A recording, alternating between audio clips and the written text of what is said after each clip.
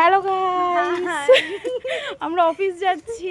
Office এত দূর যেতে যেতেই এনার্জি লস হয়ে যায়। সব এনার্জি লস একদম। এই দেখো রাস্তা আর শেষ হয় না। গাইস আমরা চলে এসেছি আমাদের অফিস। এই যে 25শে ডিসেম্বর বলে কেক খাচ্ছি। গাইস আমাদের এই টিফিন ব্রেক, এই খাওয়া চলছে। আমারও এই খাবো এবার, দেখা যাক।